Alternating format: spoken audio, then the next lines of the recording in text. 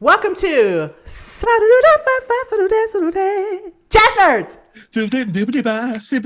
Hey, Hey, you understand? You I'm in understand? there. I'm in there with you. Today's guest is the incomparable. I mean, he doesn't really need an introduction. I'm gonna give him one anyway. Thanks, I've Layla. known him. I've known him for 100 years, and you know Yes. him too. Welcome, Robert Glasper. Settle down, people. Amen, Settle somebody. down. Amen, somebody. Amen, somebody. Robert Glasper. Robert Glasper. Today we're going to be talking about, bam, bam, bam, all the ways, like every single way, that jazz is black music Love it. and part of black expression. What are you taking a picture? I'm taking a picture. Excellent. So, you are a black man in America. I know. Yes. I'm sorry. And I think a lot of people talk about, I've heard people talk about jazz being America's classical music. But I think of jazz as blackety, blackety, black yo. Blackety, blackety. I don't know why America doesn't think of black people as America's classical people. Right. But they think the of music, jazz. Right. But the course. music is, can you talk about recognizing that at least in my mind, I don't know if it's in your mind, but jazz and black are super synonymous as our gospel and black. Absolutely. Because I feel like the music that we came up with all these years to balance ourselves out, to get over, to be able to push through, all the torment that happened with black people in America.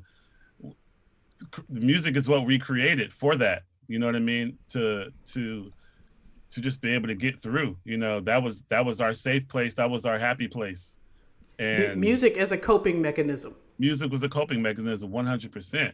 So it was almost like the rest of the world gets to, benefit off of every time we get our ass whooped. Hey, there's a new genre. You know what I mean? It's like, yes, we like that. You know what I'm saying? So Absolutely. that's why, because that was our way of getting through the pain, literally. That's right. And that's why That's right. it's synonymous with us. You know what I mean? Right. That's why it's us. It wasn't a bunch of other people coming up with this. It's ours. And people forget it's ours because we let everybody borrow it, or everybody takes from it. Everybody's influenced by it Right. so much. That's Like, right. there's no other music like black music in the world that the rest of the world wants to be a part of it. We are culturally opted at every intersection. We Absolutely. are our music, our dance, Our fashion, being, our yeah, fashion, our everything. hair, the way we talk, the way Yep. we walk, the way we dance, the way we skate. All of it. It's always co-opted every time. But and this is not to say that there are not people of other nationalities that don't play jazz well. That's the misnomer. That Right, because right. we claim this music that nobody else can play it. Other people can play it. Right. But it is absolutely black music. Absolutely. 100%. You agree with that? 100%. In the same way the gospel is. The same way the gospel is, same way hip hop is, same way R&B is, same way that rock is. People don't want to give Right. us that. That's ours too. We'll take it. Right. Thanks. There's so many. I There's so it would be- many. There's a whole course you could teach about how basically most of the music that is popular anywhere in the world came from slaves Yeah, for sure. in the field. For sure. And it's so funny. There's a little bit of when you say black music, there's almost a little bit of, you feel like somebody's going to feel a certain kind of way when you say it. Right. And we shouldn't feel like that. It's ours. We sure shouldn't. And as of this year, I probably wouldn't have said it like that before. I've been saying it, but not quite like in the way that I'm saying it now, because I was kind of thinking about people's feelings. But the truth is the truth, though, ain't it? Absolutely. And yeah, it's weird because like my lady's Cuban. She can go anywhere in the world and say, I'm from Cuba. Yeah, Cuban music. Right. Nobody says Right. anything about it. Nobody's gonna say anything about it. You know what I'm saying? Like, Right. where you're from, that's your music, and that makes sense. That's what Exactly. it is, and nobody says. But it's like whenever we say black music, people are so invested in our music, they feel like, hey, Right. it's ours in our too. culture, in our culture entirely. Like it's hard for us to lay claim to anything. Exactly. Even though it's art, it's like Debo with the bike on Friday. Right. He stole that dude's bike and kept it so long. Debo asked for the bike back. He's like, it's like both of ours. It's like both of ours. We'll just keep it at my house. Right. That's what they did to the music with us. You know what I'm saying? Absolutely. Like, we can all like take part in it. We can all enjoy it because it's meant for all of us to enjoy. Absolutely. I've never been one to say you shouldn't play black music. You shouldn't sing this song. I've never been one to do that ever because there are some black people who everybody black ain't good, ain't dope. So this is true. You know what I mean? That's real. So it's like, hey, but my thing is just know where it comes from. Know where you're borrowing this car. You borrowed it from me. It's my car. That's right. Have fun driving. But just know. And some people drive it very well. But just know which lot the car came off of. And some people need to keep it in park. And never put the keys in. Just no, sir. Take the train or something. No, sir. No, sir. Did you grow up playing jazz or did you? I know you must have grown up in church because, again, you are black in America. For sure. That's what we do. I grew up, right. So my first instrument was drums. Really? I started playing drums when I was I was like 7 years old in a children's choir at church. Wow. I had drum set at home already. And I played for the children's choir at church for like a year. And then every Saturday, my dad would play Luther Vandross super loud for the whole neighborhood to hear with the garage up while he washed his car. Yes. There's a tradition. Can we just side note tradition about black folks and cleaning up in music? Absolutely. What's that about? Absolutely. That's what we do. That's literally what we do. And we're going to be the DJ for the neighborhood. That's right. That's what's going to happen. So my dad, everybody knew, my dad was going to be the DJ on the street, and there's going to be Isley Brothers, there was going to be Luther Vandross, there was going to be Marvin Gaye, it's going to be all the Shout out to Pops. Shout out to Pops. Pops loves you, Layla. I love him, you already too. know. He's the greatest. Absolutely.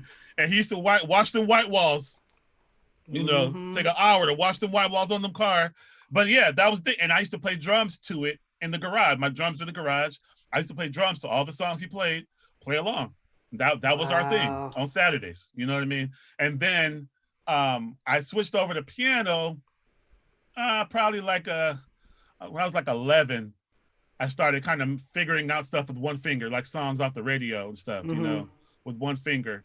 By ear, yeah. And then my mom played piano at church, and my mom was like Whoopi Goldberg. So she during the week, she did all the top 40 gigs. The jazz gig at the Jazz Bistro, she was sing and play piano, all jazz standards. On one day of the week, she would literally sing in a barn. She would sing country music at a country music. I've done that. 100%. A barn, the whole thing. So in my house, when you come in my house, you don't know what's going to be playing because my mom plays. So there's so many. It could be anything. Mm-hmm. Yeah, I know way more Liza Minnelli than I should. Like my mom listened to everything. Right. You know what I'm saying? I know a lot of Broadway stuff. I know a lot of soul stuff, gospel stuff, whatever. That was kind of the culture in the 70s and 80s, though. I mean, there was such a wide open space for all different genres and types of music. I grew up listening to Broadway and classic rock, what is now called classic rock, the stuff that was hard when I was growing up that they play on the smooth jazz station now. Yeah, exactly. Steely Dan and Foreigner. Yeah, for sure. Journey, all the songs you would hear when you were in the dentist office. Those are the Chicago, all of them. So now it's called yacht rock now. It's called what? It's called yacht rock. Like a yacht? Like if you're on the yacht? Yes. Oh, okay. There's a whole station devoted to it on satellite radio. Killing. It's Ambrosia and Chicago and Caldwell and all of that music. Yes. All the white people we love.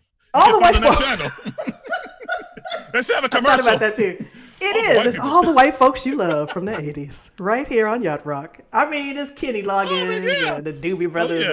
All the hits. For sure. When did you transition to when did your ear start picking up the other side of that music? I would say there was a specific song my mom used to play in the house. It was Oscar. I believe it's Oscar Peterson and Ella.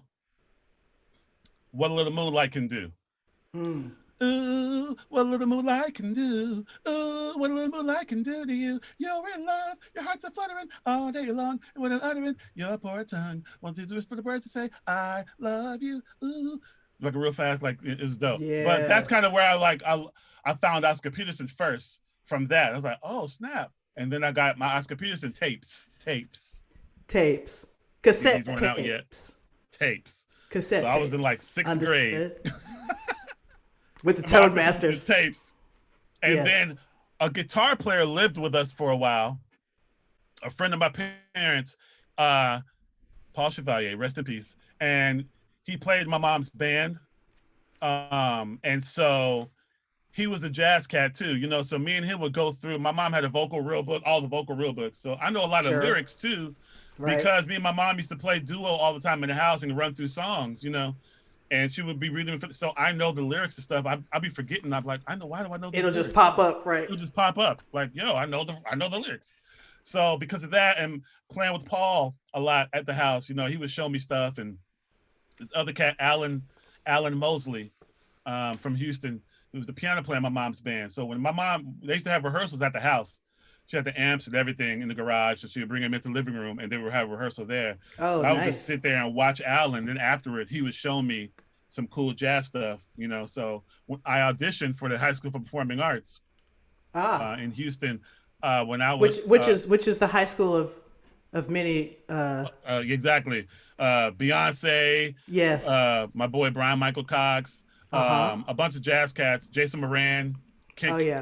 Chris Dave, Kendrick Scott. Oh, wow. Jamar Williams, Mark Kelly, bass player for the Roots. Okay. Yeah. A lot of cats from Walter Smith, saxophone player. So when I auditioned for that, and when I auditioned, I only knew one jazz tune. Alan showed me how to play Spider-Man, the theme song. Spider-Man, Spider-Man. It's a minor blues, actually. Absolutely. So he showed me a cool way to play it with the walking bass line and the chords. So at my audition in 9th grade for the jazz program, that's the only jazz song I knew, and I played 2 church songs. Oh, wow. Don't you feel like church and jazz, like gospel music and jazz music, are often conflated? Oh, yeah. You know? And they're the same. There's so much. They're very, very, very much the same. I agree. Because there's so much room for exploration and for changing shit and for colors. And so those styles of music can take the mind of someone that has a lot under their fingers or a lot in their throat. You know, there's so many ways to go with that. So, and people don't give him a lot of credit, but Kirk Franklin. Oh yeah, all day. Look, all day. Kirk Franklin, when I was in 9th grade and my whole high school career, really, and a little bit before that, we used to try to play all the songs from his albums because he was mixing funk tunes, you know. Right. There were changes in harmony, R&B tunes, you know, Latin stuff. He was just bringing in all these other genres into trying to bring in some hip hop stuff, you know, into the gospel world. And old people wasn't having it, you know what I'm saying? Right. But young people loved it, and it ushered a whole new audience into gospel music, including me. And it let me know, like, oh, you can mix this, you can mix that. So we got one of my inspirations from mixing the music is Kirk Franklin. Yeah, he's early on the scene of sneaking music in, where people are not even understanding what they're hearing, but they're hearing it. Exactly. You know what I mean? So, and all those guys that play with Kirk are my boys from Dallas, Sean Martin. Spud, all of them, you know. Yeah. What's the ugly piano player to be playing with you sometimes? I don't know what you're talking about. What's his name? I don't know what you're talking about. Dallas, he played organ and. I don't even know what you're talking about. Oh, he's the greatest of all time. I'm gonna tell him you said that about him. Shout out to Bobby Sparks. That's my bro, Bobby. I don't think we've ever said a nice word to each other. As long as I know him, all we do is talk about each other. He's so fun. He's another example of someone that can take all these genres and sort of meld them together while keeping it super black. Keeping it black, and there's a thing in there where, I know, people can put stuff together, but when you're only authentic in one of the things, then it's weird. And, you know, I understand. And you totally understand. So it's like there are very few people who are authentic in all of these things. In all those spaces. can really bring it together and weed out the corn in each one, and really make it a thing and make it I think a thing. That's the I think that you're great at that. I think that you show up as yourself. Like, I like to think of you as the Denzel Washington of this idiom of music, because you show up like you're. Okay. My Layla, that's what I'm talking about, huh? Okay, all right. That's what I'm talking about. Okay. Because you show up as yourself every time, but you show up authentic in that space. Exactly. And all the ladies love me. No, that wasn't where we were going. God. And you have about 8,000 bands. So let's name all the bands. Give me all the bands. It's RGE. We know that one. All the bands at this moment that I have. Yes. All Robert the bands Glasper at this Experiment. Moment. Yes. Robert Glasper Trio. Mm-hmm. R+R. Yes. That's one with Krista Scott and Terrace and all them. Yes. I have Dinner Party with Terrace. Yes. You and Terrace together have 14 bands. Me and Terrace together. Exactly. Oh, God. Like, in the moment, I have like 4 or 5 bands at the moment. And then who else do you play with? Common. When you're not doing your thing. Because when I'm not doing my thing. You're a musician.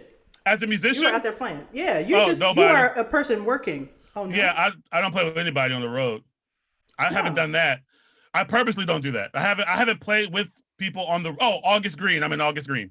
Me, Common, and Kareem Riggins. So I need to draw a Venn diagram of all your bands and how Common and Terrace fit into them somewhere. Exactly, because they all are in all the bands at one time in general. Anyway, right.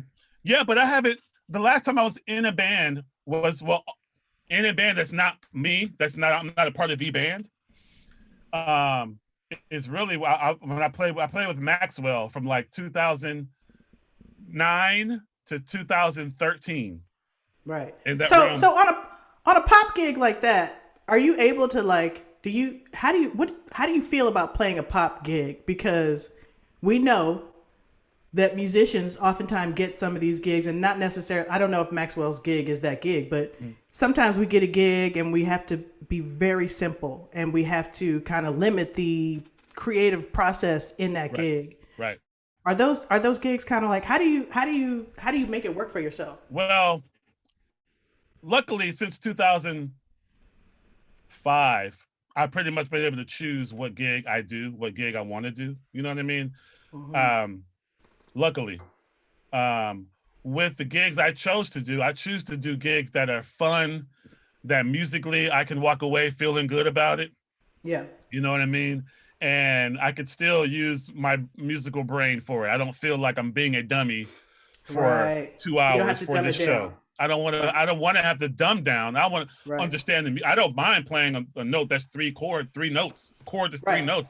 I'll do that on my show. It's not even about that. It's just about musically in general, the whole package. Is it corny or not? Of the whole thing. Yeah. Or the check, because there are the for the check gigs. You know what I mean? So yeah. But for me, I haven't played in another band like as a piano player for this person since 2013, and that was special. From Maxwell between 2009 and 2013 because he used my band. He used Derek Hodge and Chris Dave. Yeah. You know what I mean? Let's just say that band though is just like yeah. Chef's kiss. Absolutely. It's one of the best things I've ever been a part of. Shedrick Mitchell on the organ. Same. It was literally one of the best things I've ever been a part of. And same. And I was my thing with that too was I had to make a choice. So when I got signed to Blue Note in 2005, I had to make a choice not to play with any other jazz musicians as a sideman or anything. I kind of like, if I'm doing jazz, I'm doing me. That's it. Because I wanted to have to separate. I needed to separate myself to make myself its own thing. And if I was going to play with other people, it was going to be Q-Tip, Mos Def, in that world, in the hip hop world, or Maxwell, something bigger than me. Mm-hmm. Something bigger, something where I knew I was going to go. You know what I mean? So that's why the crossover for me worked, because I knew a long time ago, and I was already playing with, Ledisi and Bilal, doing shows around, and Stokely, doing shows around the city. You know what I'm saying? We doing stuff, and I knew for a fact I was going to make that record, the Black Radio record. You know what I mean? I knew I was going to do that. So I'm like, yo, in 2009, I was like, I'm gonna do this Maxwell tour because that's the audience I need to be in front of for a minute. That's very smart and strategic. I appreciate Absolutely. that. And that's literally why I did it. I was like, this is smart for me to do. And Maxwell is the kind of artist that didn't let the night end without you knowing who's on stage. Yeah. So it's not like I did a big pop gig, but no one knew who the hell was on keys. So, right. You know, I made sure, okay, he's that kind of guy. People are going to know it's me on stage. This is a good look. Yeah. You know what I mean? And it paid way more than my shows. Well, At the time, paid more than me. So I was like, you know what? I'll step away from my normal jazz gigs to do this, because in my mind, I'm like, this is working towards the crossover I want to do. Yeah. I got a lot of flack from jazz musicians and the jazz world. Well, because that's what we do. We decide that you ain't jazz enough. You have not given your blood oath to be in the club, and you have not. Now you're just playing major 7 chords, and we just avert our gaze from you at all times when you come to the gig. Well, how attached are you to like the notion of what jazz is? I feel like jazz, just like what it's always been, there are going to be different jazz is the big house, and there's going to be different rooms in the house. Yeah. You know what I mean? And so, I just don't want people conflicting or getting confused what room you're in. Like, I don't mind the different rooms. I don't mind people being like, hey, this is smooth jazz. This is straight ahead jazz. This is that. Because there's a million things. This is crypto jazz. What is smooth jazz? Smooth jazz. Now, that's the question. I know it when I hear it. There's a certain amount of corniness that has to be in there. It's a must. There's a must. There's a certain amount of corniness, a certain amount of smoothness, a certain amount of reverb. There's a certain amount of reverberations per measure for smooth jazz. And this is not to say, because there's a lot of people that I know and love and have played with for the last 30 years. Oh, some are great. In that genre, some are great. They're great. But I look at someone like Kirk Whalum. Yep. He's not a smooth jazz guy to me. He can play. Kirk can play. He is a player. He's a player, exactly. But he also understands what the market is in the same way that you understood that you wanted to be able to get your music in front of a lot of people. Exactly. So I think of smooth jazz as instrumental rhythm and blues music. And in a way, it's a bridge to jazz, to straight ahead jazz, if you will. It's a bridge to jazz, but it's in the way that it's, when I was growing up, the cats that are the forefathers of that genre, like Marcus, Al Jarreau, Dave Sanborn, Grover Washington, I feel like they're almost out of that genre because it got co-opted by a lot of different people, and the folks that some of that playing was kind of erased in that genre because it became more about the smoothness of it. Exactly. No, 100% for sure. I'll just leave that there. My dad loves smooth jazz, ironically. So does my mother. She will come to my show, and while I'm singing, she's in the back with her tune-in radio on, listening to smooth jazz, and I'm like, Mother, what are you doing? She's taking away my soul. What are you doing? Oh yeah. But I feel like it's jazz for the common folk. It's jazz for people who don't listen to straight ahead jazz, if you will. Like absolutely. And which is totally fine. I feel like we need that. I feel like that has its purpose, because now people can say, oh, the melody's being played of the song. Oh, now he's doing his own thing. He's taking a solo, and then he's going to go back to the melody. You know what I mean? It gives you a place of reference to kind of understand something. If you happen to hear John Coltrane or Charlie Parker or whoever, you know what I mean? Like, sure, we need those things. I feel like we need all of it. My thing is, like I said, just don't call what I do smooth jazz, and I feel like there has to be some kind of, hey, this is that. But within my show, within a show of mine, I play something that's smoother than most jazz musicians would play. But I say people in the audience are like, people who love smooth jazz love that too. You know what I'm saying? And it's like, I feel like there's a way to do smooth jazz without the corn. Absolutely. And a musician can always navigate like, okay, what does this room call for? Boom. What does this, I call Marcus Miller the band whisperer, because I have literally seen him sit in with He knows how to play the bass and indicate telepathically to people how to play better. I don't know how he does it, but I've seen him do it. Nice. Yeah. I've seen him do it. For sure. Have you had Marcus on your show yet? I haven't. He's the best person ever to talk to. I love talking to Marcus. He's so great at telling stories. Absolutely. He's a storyteller. He is a storyteller. He should do a book and have an audio. I totally agree. He has so much to say. He has so much to say. He's been around. Yeah. He's got stories about everybody, and I'll tell you who else was a good storyteller from your part of the world is Joe Sample. Oh man, Joe Sample was quite a storyteller. Oh man, I got the chance to hang out with Joe like 3-4 months before he passed, with him and Randy Crawford together. Oh, wow, that was a bar. Trip, huh? At a bar. Was a trip. That was a trip, huh? And it was her birthday. Yo. Oh Lord, he was drinking down the water downs. He used to call them the water down. Yo. He basically had to apologize to me for her. He's like, I'm sorry. They were just hanging, huh? I gave her a shirt. Look, I had this Barack Obama shirt on that this artist made, and he gave it to me at a show. It was like a one-of-a-kind thing. He made it, Barack Obama. And I wore it to it was a jazz festival. I think it was like a Detroit Jazz Festival or something. I wore it to the show. After the show, everybody's at the hotel hanging out. And Randy Crawford comes up to me and tells me how much, she's a little tipsy, how much she loves the shirt. She kept telling me all night. And she was like, can I have your shirt? And I was like, oh, Randy, blah, blah. And then she was like, it's my birthday. And I was like, Joe, it's my birthday? He's like, yeah, it's my birthday. So I went upstairs and took it off and changed shirts and came down and gave it to her. I want to switch gears a little bit because you, like I am, the child of a musician. Mm-hmm. And your child, who happens to be one of my favorite people, like on the entire planet, your son Riley is clearly growing up in a very well nurtured music and art, and you know what I mean. I check in on him occasionally, and to have two parents that are like musically inclined and smart. Mm-hmm. How are you? Do you think it's his destiny? I do. I mean, like you, when Riley was 2, he was telling me, I sing Cherish Today in the wrong key. He's on it. Bother. You remember all them days? He would bother him and sing in the right key. Like yes. He's remember, I would sing it like a half step up on purpose.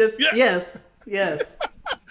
So he didn't have it's almost like he didn't have a choice. It was like, this is what he's going to do. I just didn't know in what capacity, in what way. Maybe he's going to be a DJ. Maybe he's going to play an instrument. Maybe he's going to make beats. Maybe he's going to, so right now he's in the making beats phase. He looks like a drummer to me.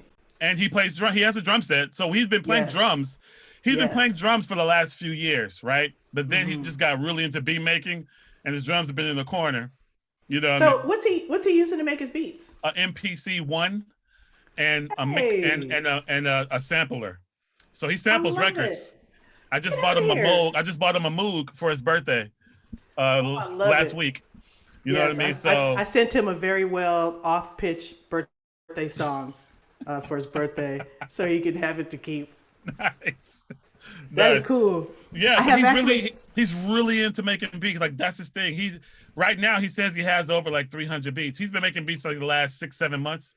Get out of here. Oh yeah, he makes beats consistently. He sends me stuff all the time. Wow. He's really into it. And sampling records. That's amazing.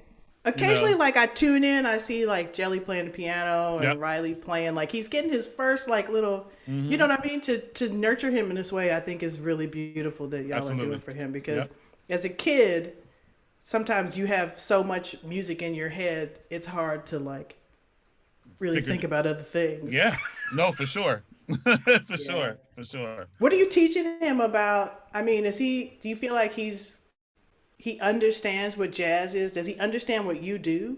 Yeah, he understands what it is. He understands he already has that, the intuition of all the little, even just the small things. Like we'll both be watching something or listening to something and we'll both go, eh. You know what I mean? It's like, he knows that little, maybe that would have changed. Cause when we do, when me and Riley have jam sessions, he'll play drums, I'll play keys, and then we'll switch. He'll play some keys and I'll play drums. Nice. Man, but I let him produce. You know what I mean?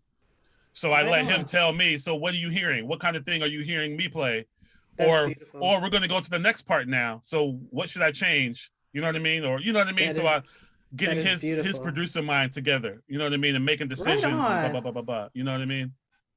Yeah. Yeah, I Because love I to think watch he's his eyes mm-hmm, when he's listening to music. mm-hmm, Because mm-hmm. I understand what you're saying. That his intuition, I see it, or I Yeah, see it in his face. You know. exactly. And he's a thing. I don't have to shove any. We don't have to shove anything down his throat. You know what I mean? It's just like he likes what he Mm-hmm. likes, and he's gonna be fine. Like I'm so uh excited to see what his brain produces. What he, you know what I mean? Because he's already Yeah. making super dope beats. Like the beats are dope. Really? Yeah, I gotta Oh send you some. gosh. You should have Yeah. him send you some. Like yeah, I just it's like what I be playing it for different beat makers and stuff. They'd be like, wait, Riley did this? Because Oh he just started this wow. year during COVID. You know what I mean? Right. And Right. sampling and doing the whole thing. So yeah, Yeah. I'm really excited to see where it goes. You know? Wow. All right. Yeah. Um, I want to know from you like where your favorite places are to play because I find that I think of myself as a jazz musician on the low, but You I would are. like to but I would like to make money, so I don't Yeah. say it out loud all the time. So I wonder where are your favorite places to play as a jazz musician, but also like as a black musician. Um, I like, you know what's funny?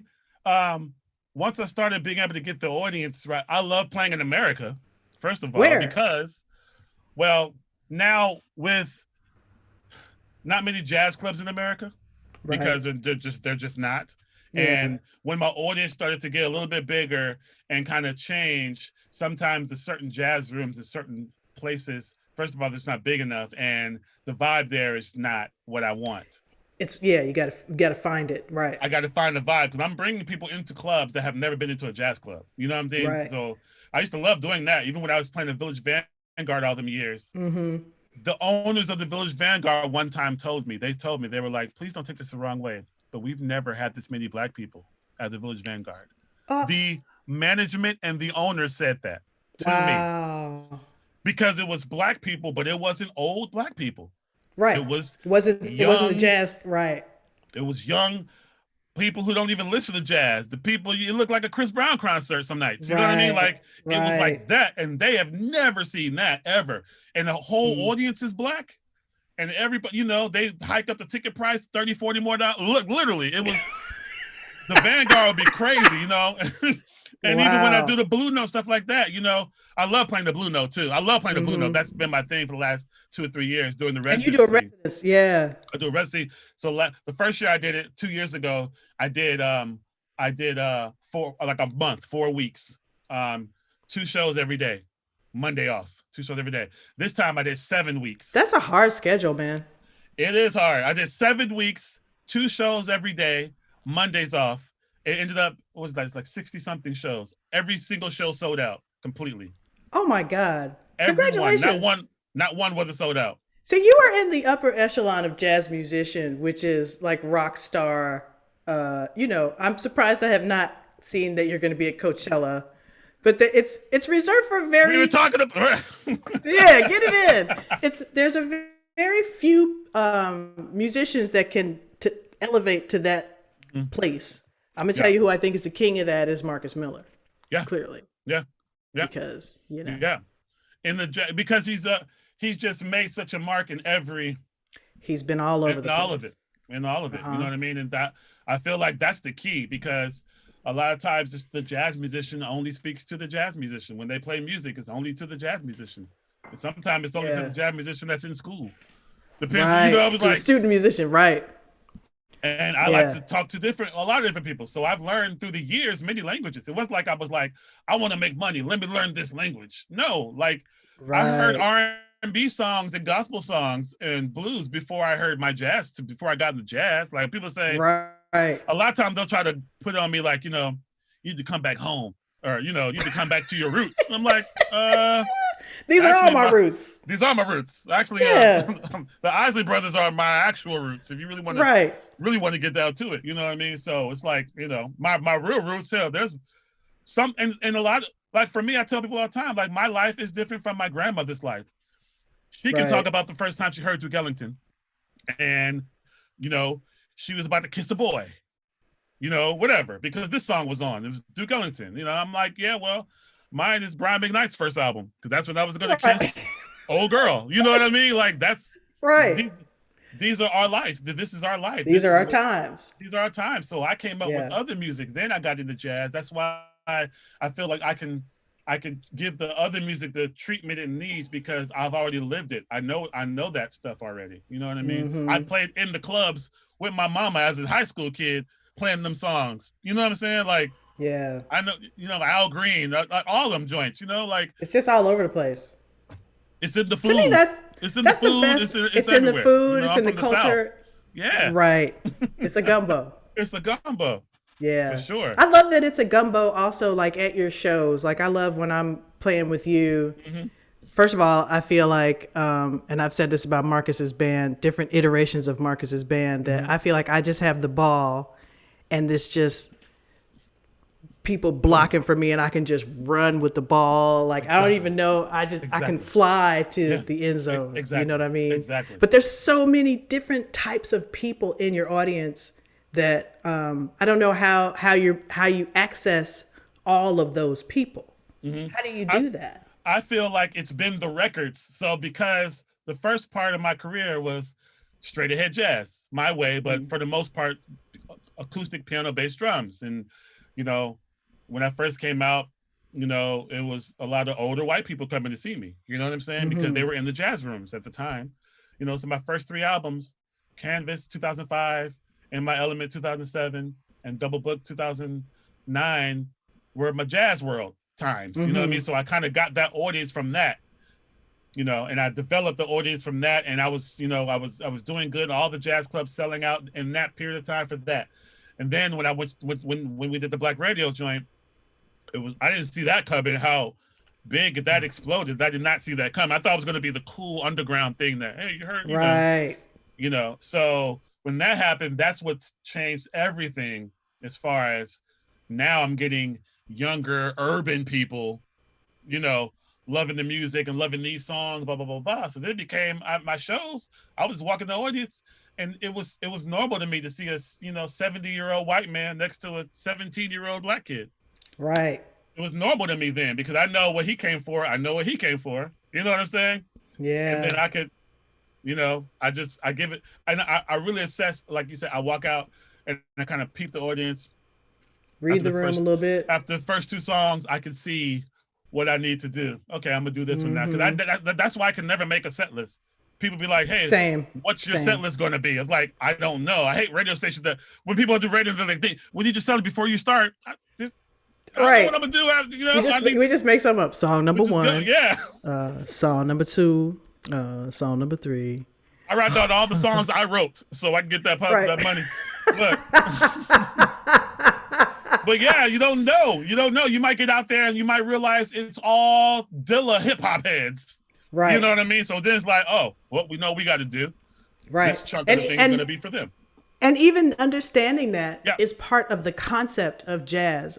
The part of the concept of sort of being black is that code. Like, what's the code for this room? I got to crack it real quick. Yep, exactly. And Joe Sample tells this story about being in Houston, like in the 50s, and playing jazz, straight ahead jazz, and then white boys come in the room and say, "You better start playing some R&B, or you know, so y'all better start playing some different music," and they have to learn that music real quick and affect that code right there on the spot. Yep. So understanding the room and understanding who your audience might be, you know. Exactly. And for some people back then, it was life or death. And absolutely. You know what I mean? In a real way, it was life or death, you know. My thing is, I just want people to come back. I want everybody in the audience to have a good time. And without it being super purposeful, I feel like everybody learns something new when they come to the show. So you might come for the trio stuff sound, you know, as probably an older person or a younger person who only really listens to jazz or something like that. But then, you know, you get some of this black radio stuff and it's like, hey, what's that? You know, I see people talking and, you know what I mean, conversing back and forth, and they're learning from each other. You know what I mean? It's like, hey, Rob, what was that song? I was like, that was Stella by Starlight. That was my version of this jazz tune. Oh, I'm gonna check that out. You know, just, you know, you know. I feel like at your show, it's such a, the times that I've seen it and observed it, a lot of times I'm waiting to go up or hoping that you'll call me so I get the chance to come play with y'all. But when I'm sitting in the audience and listening to what is happening, it is such a stream of consciousness. And that's like, I feel like I've seen almost all 72 of your bands. But there is such a stream of consciousness, such a an expression about who you are. Yeah. You know what I mean? And I appreciate the way that you allow the freedom to happen, because everybody doesn't do it like that. Oh no, people want to control. I've said I made peace a long time ago with the universe producing all of my records and all of my shows. You know what I'm saying? Like, the universe is literally a co-producer of everything. Nothing I want goes. I always already know going in, 100% of what I want is not going to happen. Some things are going to happen. It's going to be out of my control, but more than not, it's always for the better of it. You know, but it always seems like it's happening right there. Absolutely, you're beholding it happen right there, and I feel like those for me are the best shows. Even the shows that have a skeleton, that have like, okay, here's the set list, and at this point you're gonna do your thing, and we kind of know what that is, and you're gonna do your thing. But it always feels like it's unfolding for people, which I think is a really beautiful experience. And it unfolds for me. I get excited, like, especially when I have guests come that I didn't expect or didn't know. You know what I mean? We're going to be there. Then it's like, oh shoot, okay, now how are we gonna do this? What are we gonna do? You know what I mean? It's like, oh, so and so's here. Okay, shoot, let's you know, it'll just. It's a very jazz aesthetic. It's a super jazz aesthetic, because everybody can't do that. Exactly. And it's really about having the cats picking the right musicians too, picking the right musicians that have the same mindset and the same understanding, and people you trust. Like, you can have a great musician that you can't trust, because everybody's not trustworthy on stage, knowing, like, because some great musicians, some of them motherfuckers don't listen. You know what I'm saying? Oh, and just speaking as the singer in the group, I'm gonna just say a whole lot don't listen. Absolutely. You know, absolutely. And sometimes the musicians are listening to each other, but maybe not the singer in the front, because they assume that the singer doesn't understand the conversation that's happening. Exactly. Exactly. Which is another conversation that, unfortunately, a lot of singers don't, and they need to start. This is true. You know, so when I get on the singers too. Look. I was just talking to somebody about that the other day. Like, when I go into a school or doing a clinic with students, and I say, how many of you are musicians? And all the young boys raise their hand. And I'll say, how many of you are singers?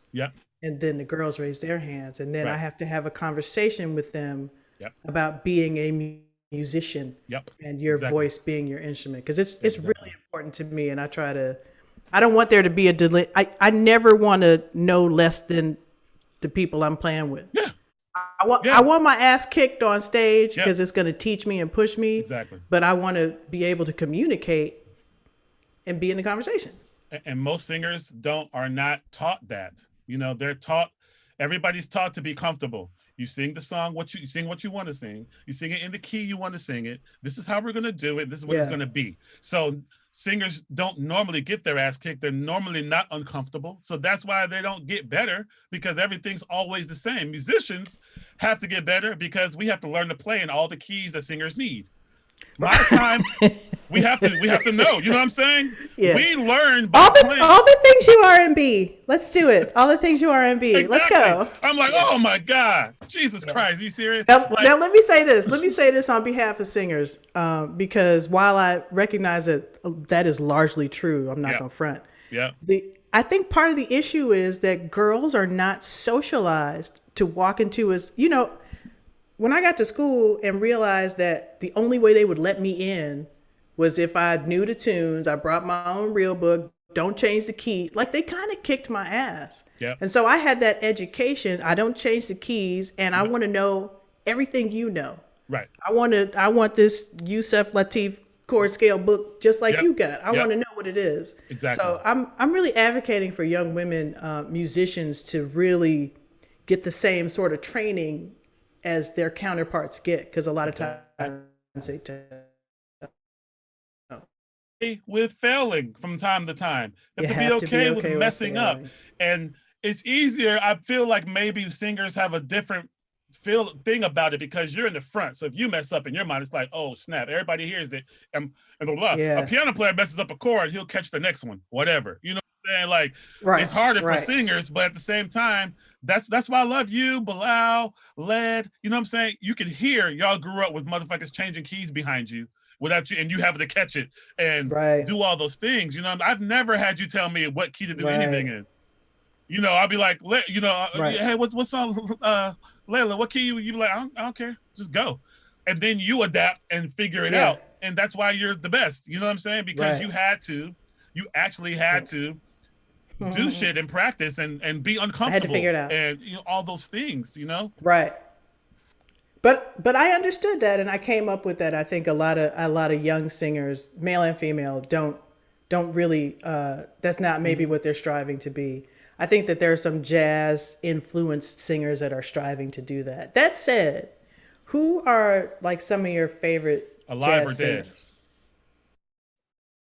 Both, because they're mostly dead. So, I mean, I love Betty Carter. I love Ella. I love Nina Simone. I love Nancy Wilson.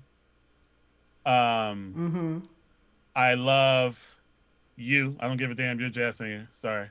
I love Bilal. He's a jazz singer. Gregory Porter. Absolutely. Legacy's a jazz singer. Led. I love jazz. I've literally done sets all standards with Led years ago, like just sets of standards. Yeah. I don't know that I've ever heard her actually sing standards. I would imagine that her voice wraps around that, but I've never actually heard that. She's gonna do an album of standards at some point. I would assume. She knows the heads. You know what I'm saying? The heads. We used to do Send Them on the Mood. We used to do Body and Soul. We used to do a few songs. A few songs. Summertime. You know, a few joints. And the thing, for sure, It's so. I mean, those are the ones that off the top of my head, as far as jazz vocal. Oh, John Hendricks, I love John Hendricks. I actually, me and Bilal auditioned for John Hendricks' band once. When we were in college, our director Arnie Lawrence, who passed away, he like founded the New School. He's the one that got Bilal's first. He's like, hey, my friend has a studio. You and Robert should go in and work on the album for Bilal. Y'all can go for free every day after school. So that's what happened. Wow. Arnie Lawrence hooked us up, and his friend was Aaron Comas, the drummer for the Spin Doctors. So yeah. Oh wow. So that's when we made Bilal's first demo at that cat's house for free, at that dude's house, and that's when Bilal took that and he got signed to Interscope Records. But anyway, wow. What was I talking about? So anyway, Arnie Lawrence is like, hey, John Hendricks is a friend of mine. He's looking for a tenor and a piano player for his group. And we're like, oh snap. So that's us. So we go to John Hendricks' house. His wife answered the door. Like, have a seat. He'll be out in a minute. And he came out in the bathrobe and sat down. How y'all doing? Okay, play a tune. You know, I think me and Bilal did "Have You Met Miss Jones." Have you met Miss Jones? I would like to hear that actually. I would like to hear that. Just duo, right? So we play the head, and Bilal scats a chorus. You know, whatever. Then I play a chorus. John Hendricks whistled a chorus. I like that. Killed us both. I would do that. Said thank you, sure would. Exactly. Said thank you, got up and walked away. And we didn't get the gig, never heard back from him.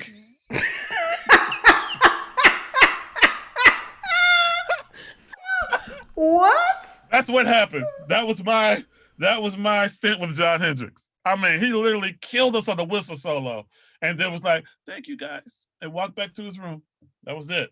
Wow. That's the experience I'll never forget though. You know, I'll never forget that. Oh wow. Story. I can sort of, as you say it, I can imagine Bilal singing "Have You Met Miss Jones." Oh yeah. Matter of fact, that might have been the first song we ever, because at the school, they put all the freshmen in the room, like the first day of school, and they just call you by name to go on stage and play with each other. You don't know who you're gonna play with. Oh, I love it. You go on stage and you call a tune. And based on your audition, they put you in like, you know, okay, the top people that we know, you know, middle, like, and they called me and Bilal together. Oh, and wow. That might have been the song, because we're a freshman and we auditioned as freshmen with John Hendricks. So it might have been "Have You Met Miss Jones" that we did on stage. in that time. You know what I mean? Wow. You know, and he's the same as you. He knows all the songs in the key that the musicians play them in. So that's why when we were all around New York, when we go to jam sessions, people loved for Bilal to sing because they knew they didn't have to change keys. You could just plug him right in. Boom. And he knew the lyrics to the dope songs people wanted to play. It wasn't like, okay, I know none of the time. lyrics. You know, I know none of the lyrics. It goes, have you met Miss Jones? Yeah. Have you met Miss Jones? Have you ever met Mrs. Jones? I don't know any of the lyrics. I felt like at a certain point as a singer, I was like, I couldn't sing. There's some songs I don't sing, like Stormy Weather, because it feels disingenuous. It just never, you have to sing it like Lena Horne. Don't know why. You got to go all the dribbles and all the drafts. So I just made up my own language with scatting. Yeah. And that's the thing too. I did a clinic at Berkeley once and I just told all the singers, I was like, hey, y'all should start learning the songs that the musicians play. Put lyrics to them or just learn the melodies. Right. And just do it in those keys because it's going to be a little bit uncomfortable for you, which is good for you. But then you'll realize the cats want you to sing. Because if you always sing a ballad nobody knows, can we sing My Heart Slowly in Chicago and E? It's like, Jesus Christ. No, we cannot. We want to have fun right now. What song is that? I don't know. I think they're like, what? In the world? It's from the, you don't know that song? It's from the soundtrack. It's from the movie Chicago. Yeah, you know. So yeah, I feel like what made musicians good are horrible singers. Oh, that's deep. Horrible singers make musicians good because for years we have to play songs in random keys because singers can only sing in their key that they sing in. And then you have to find them sometimes. We have to find them sometime. We have to make things interesting because they're not. You know what I mean? And that's the thing. There's so many little baby pellet shots fired. There's so many. I don't even. Listen, my mom was a singer. I watched her do these things. I know what these things are, and I've seen the best, and that's why I know who are the best now, which are named you. There's a very few in that room where I know no matter what song, no matter what key, is going to happen. It's going to be dope. You know what I mean? It's just going to, and it's because of those very things, very things I'm talking about. Like, be uncomfortable. The more uncomfortable you are, the better you'll get. You're exactly right. And I really feel like particularly for singers, the need to understand how to increase your vocabulary is paramount. Absolutely. Because people always talk about that snarky puppy thing, about the chord thing, which is like a little cool fluky thing. But there's also 6 minutes of melody and singing over changes that is happening before you even get to that thing. Exactly. So it's about having more information. You just need as much information as you can get. That's exactly. People want to do great things without having the information to get to do those great things. And you have to have that. It's a process. You have to study. You have to know. You have to, try to figure some things out. Like, everything's there. Like right now in 2020, if you suck, there's no excuse. I'm sorry. Everything's there for you.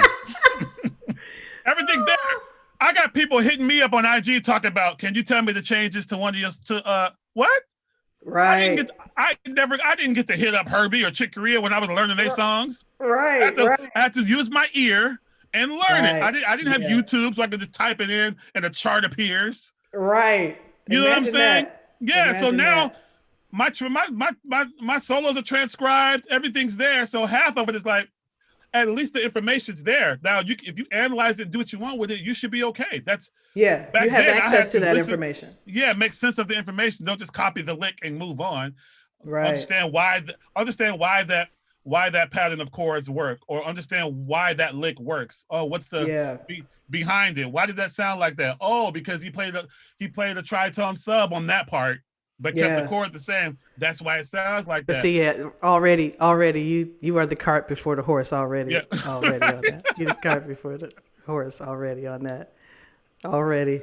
I tell people, if you learn, when I met Terrace, we would work together and he would be like, that if you sing it like that, it ain't grimy. If you sing it perfect like that, it's not grimy. And I would say, your education about music it doesn't make you less natural or less grimy. Yeah. It just gives you more shit. Yeah. It just gives you more information, Yeah. more things to pull out of your file on any given day. Like, oh, let me go here. Boom. Exactly. And then when you go there, it's authentic, and you can make it. It does what it needs to do. But if you, it's like a fight. Like it's like a musical Bruce Lee. You know what I'm saying? Right. Bruce Lee knew all the styles. He knew boxing. He knew wrestling. He knew fencing. He knew karate. He knew kung fu. He knew all these different things. So and he put it all in his own thing and made up Wing Chun. And it's like anything that come at him, he's ready for it because he's already studied them joints. You know what I'm saying? And that's kind of like how it is. Yeah, I mean, like musically. I mean, Bruce Lee didn't say, I don't know nothing about boxing, but no, he shedded all them joints, and I feel like that's what the best musicians and singers and everybody have done. Like, you know what I'm saying? Just like, you feel like the culture's past that though? You feel like we grew up in an era, and I'm just a couple of days older than you. Yeah. But we grew up in an era which was a kind of show your work era. We couldn't get to the end of the thing because you had to do the work to get to the end. And now you don't necessarily have to go from A to B to C to D. You can go right to YouTube, like you said, and you can learn what it is you need. Yep. Or you could rip what it is you need. You can rip what it is you need, but at the same time, you're not training. You're not massaging those muscles. You're not building the muscles. You know what I mean? So you're not strong. You look strong, but you're not strong. It's like somebody getting a muscle implant. That's what when you give somebody the solo, they got a muscle implant, but they can't lift the car. Right. The person who actually made the muscle can lift the car. Right. I just made that up. You could have that. You did. It's kind of like teaching the fish and giving the fish. Now. I know you were doing it. You doing it. You doing it. Not that sound, Lalah. Okay. You doing it. Okay, you doing it then. You doing it. You doing it. Oh. Yeah, but it's the work. That's all it is. It's the work. The work you put into it. It's the setup. It's the setup. Yep. I think that's why people love you, because they can see you doing the work. They can see you doing the equation and then arriving at the equation. Yep. Even if it's something as simple as, hitting one note or two notes or standing up and telling a joke. Mm-hmm. How much does comedy factor into your music? Oh, so much. I don't think I could do music without laughing. Me too. Because I feel like too many people take it to not that we don't take it seriously. We take it very seriously, but it's natural I feel like some people take shit too seriously, and it seeps into the music. It doesn't feel free. It doesn't feel right. You know what I mean? Like some people you hear, you're like, it just sounds too fucking serious. I can't. Yeah.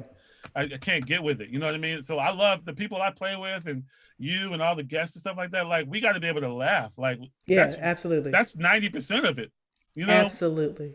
Laughing and being, and just then going on stage and just letting that, because I'm literally the same on stage and off stage. I don't have an on stage. This persona. Is true. I can vouch for that. Yeah. So I literally have an on stage persona. Some people have that on stage persona. It was like, okay, now it's serious, and now it's this. Okay, now it's time to play. Now it's time to play. You know what I mean? It's like I happen to know that you will get your hair cut and then put a hat on and then go on stage. Absolutely, 100%. But comedy, being able to watching comedy masters, being able to do what they do with the room and how they affect the room, and like they're like musicians. Absolutely. I love comedians. I love magicians. Like Same. I love David Blaine. Same. When DVDs were out, I used to buy all his DVDs to study them joints, because David Blaine had a way of doing a trick that has been around for 100 years already, but he did it in such a way, and his persona and the way he made you feel when he walked away from you, you just like. Yeah, he left people. He left them shook. Absolutely shook. He's kind of a hip hop magician. Yeah, he's kind of like a hip hop. He's like the Drake of magicians. 100%. And 100%. And when he walks into a room, it's like, I have a whole story. Did I tell you about my David Blaine story? No, tell me. Oh my God. Well, I have two. I talked to him on the phone once My little story is I talked to him on the phone once, Yeah. and I told him, I'm a magician, but I suck. And he said, well, I'll teach you some tricks. And I was like... You start looking around. Is he appearing now? Wait, what's happening? Like, I had the scariest day. But I was with Flylo, Flying Lotus, at his crib, and we're working on one of his albums. And I did some stuff, and then he was like, "Yo, you hungry?" And I was like, "Yeah." He's like, "All right, well, let's go get some sushi." I'm like, "Cool." He was like, "Oh, do you?" And then he said, "Do you ever did this reality?" He has a helmet you put on, this like reality thing, and it makes you feel like, you know, you're in the place when you play virtual a video reality. game. Virtual reality, right? Yes. You know I have one. I do. Yeah, of course, you're a tech nerd. You have all that stuff. So I put it on. I'm doing this crazy. You know, it's amazing. I take it off, and then he does it. We're in his house. It's a little dark now, and he has the thing on, so he's in his own world. And I'm just sitting there quiet, and it's a little dark in his house. I look to the left, and faintly, I see fucking David Blaine's face. Like in the shadows? It's like a movie. It's like in the shadow. He said, Ooh. He was like this. Hey. Yeah, he's a spooky motherfucker. And then he slowly walked in. And I was he levitated in. I don't even hear anybody levitated. I was like, what the hell is happening what's happening right now? And then he came over and it's like, hey, I'm David. You know, shook my hand, we started talking. And then Flylo took his hair. I was like, all right, y'all, let's go get some sushi. So me, David Blaine, and Flylo went and had sushi. Why? These are the greatest of stories. They don't even need they can end scene. Me, Flylo, and David Blaine go for sushi. And it was random as hell. It was awesome. It was dope. And did he show you any tricks? No, but I met him like 2 years before that at because I reminded him when I met him at Afropunk. And me and Thundercat were chilling in the area. A bunch of people were. David Blaine walked up on us in the middle of us and said, "Pick a card." Swear to God, it happened just like that. I have the video. Once we realized, and then we started video. He's like, he just walked between us like, "Pick a card, any card." And I was like, okay. I did this. I picked the card. He did a thing where a piece of the card ended up like in my wallet or some shit. How? I know. I was on. How? I see it on TV. I always have my premonitions to be like, maybe this, maybe that. But I'm like, how did he get to my wallet? Like, no. Maybe he has pickpockets early that day. I don't know, but it was the number of the card. It was the number. It's a whole thing. It's a whole criminal situation. He had somebody rob me. No, you know what I'm saying? Early that week, and then return your shit. They return it. Oh God. Yeah, he's spooky. Yo, he's like a spooky. He's spooky that he can walk up to you on the street and say, "Think of someone you love," and then a bus goes by with that person's name on it. Like, what? I've seen that. I've seen him do like, yeah. It's like what? Like, it's really weird, bro. It's like, did you tap my phone or something? Like, why do you know about my auntie shrimp? Right. Spaghetti shrimp. Like, he's special. You know, like, yeah, it's really weird. But I wonder does he play music at all? Nope. He would be the keyboard player in a band, though. Why did weird guy got to be the keyboard player? I'll tell you why. I'm glad you asked that. The keyboard player in any band or the piano player in any band has a surplus of information. They are the keyboard. They are the harmony maker, the melody maker. They control some of the rhythm. They control the vibe and the color and the temperature of the band. Yeah. A lot of people say it's the drummer. In my mind, it's the keyboard player. That's the chair I'm always most tapped into. But I would say also the keyboard player in any band is also the conspiracy theorist of said band. Is that you? In all of your 70 bands? No, I have different conspiracy theorists in different bands. Like Damian's a super conspiracy theorist in my trio. Oh yeah, Damian, he's the conspiracy theorist. But right now, my conspiracy theorist is in my experiment bands or my electric. I have like an electric trio now, some shit you call it. But who's between in it? Jahi Sundance and Justin Tyson, my drummer. Oh yeah, Jahi, yeah, absolutely, Jahi. Yeah, absolutely. he's in there. He's in there. Absolutely. That must be fun. I would like to hear that. Oh man, y'all working on it now? It's super fun. When are that's we kind gonna of the finish these gig. songs we started writing? Say it again. I know. When are we I gonna don't know. We have them. I want to I finish know. them. Let's finish them. There's so many. There's a lot of songs. Those There's a are lot of just the, like starts. the thoughts of the songs. Then we Yeah. really record them and do them because there's so many great songs in there. Yeah. I actually really miss actually seeing your face in person because I know. COVID has fucked up a myriad of Absolutely. possibilities for the year. But guess what? I have an iPhone I look now. forward to getting back. We can Oh, FaceTime. that's good. I'll send you some emojis. Yeah, We I can just got an FaceTime. iPhone like 2 weeks ago. Awesome. So now I'm getting all these FaceTime things. Okay. Everybody's like, wait, your iPhone now? Because I've been Galaxy my whole I know. smartphone. You know, exactly. I know. I could share like AirDrop. This has been crazy. These last 2 weeks. It's very have been cool. amazing. You've been missing out. Oh, we're in my studio now. Oh, let me see. I'd like to see everyone's studio. Ooh, let me see your roads. This is the roads that the Snoop and Terrence did Doggy Style on. Ooh. And a bunch of other shit.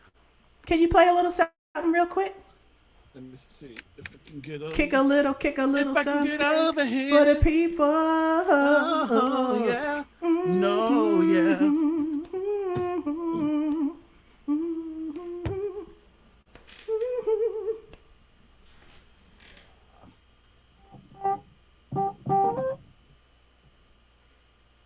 Right? Yeah.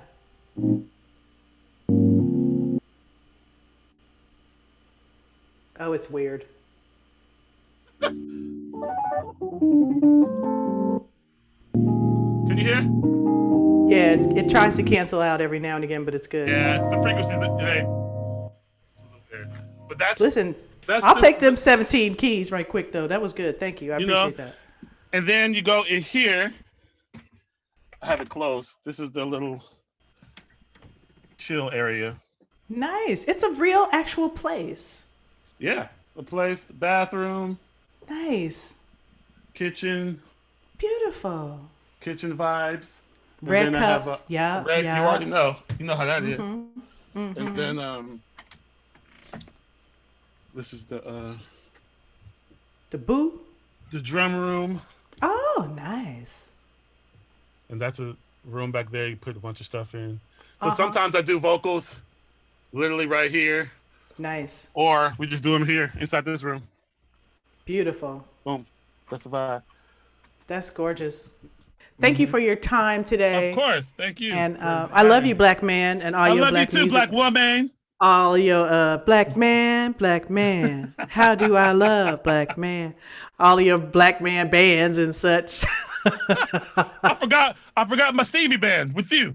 We ain't did Oh nothing. yeah, But we should get back into that. Absolutely. I want that to be an album. I think that should be a record. I agree with you 100%. An actual Stevie tribute record that sounds good. Yeah. Oh. Are we doing the record? Are we doing the record with for your pops too? Later, there's a lot of records that need to get done. There's here. a lot of things happening. We'll talk. There's a lot happening. We'll talk.